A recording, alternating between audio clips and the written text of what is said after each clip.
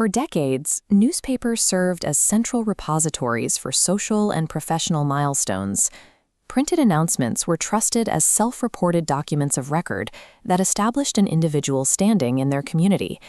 In 2003, Melissa Williams Brown placed formal engagement announcements in prominent California newspapers, utilizing the credibility of the press to share her biography. One of these announcements appeared in the June 12th edition of the Irvine World News, a local publication serving the community where her fiancé had lived for 20 years. The text explicitly stated that the future bride was from Reston, Virginia, and had earned her bachelor's degree from the George Washington University. It further claimed she was pursuing a master's degree in information systems technology at the same institution. These claims were directly linked to her work as a computer programmer and web developer. By placing these specific educational details in a public announcement, she created a printed history that remained in the newspaper's archives for over 2 decades.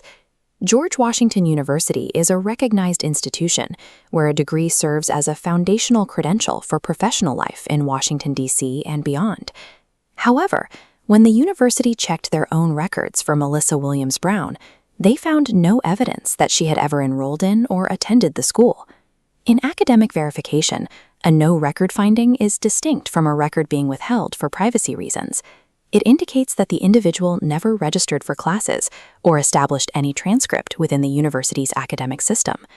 When an individual publicly claims a degree that does not exist, they borrow the reputation of that institution. Without verification, that borrowed credibility disappears, leaving a void where a professional foundation should be. Years later, this same academic claim was featured in promotional materials for a new cybersecurity certificate program at TAFE, a vocational school in South Australia. When George Washington University confirmed they had no record of her attendance, TAFE reacted within days, removing her presence from their websites, advertisements, and social media pages. This sequence shows how information published decades ago in print can eventually reach modern educational organizations that rely on the good faith of their representatives. The severity of the situation quickly shifted from simple resume misrepresentation to active data exploitation when highly protected digital systems were targeted. This network represents the National Student Clearinghouse. It is a central database used by over 3,600 colleges and universities to verify student enrollment and degrees.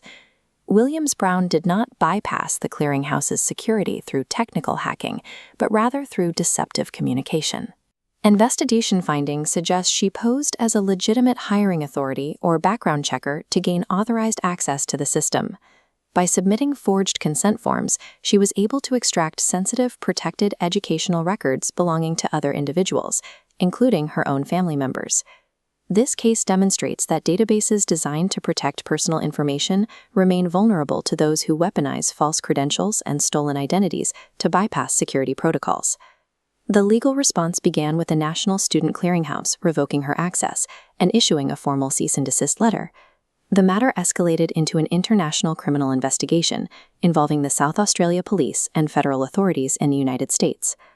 In response to the breach, the clearinghouse implemented a systemic overhaul, making multi-factor authentication mandatory for commercial users. They also increased the rigor of internal checks, requiring manual audits of consent forms to prevent social engineering attacks. While individual perpetrators face the consequences of these investigations, the ultimate impact is felt by the institutions themselves, which must now rebuild their verification processes and restrict access to their data. There remains a stark contrast between the 2003 newspaper archives holding these claims and the university ledgers that contain no record of her name. This vulnerability persists in a modern digital environment that often continues to rely on analog-era assumptions of honesty. Unraveling these narratives requires persistent inquiry, because the difference between a public story and a verified fact can hide significant risks to the security of our personal information.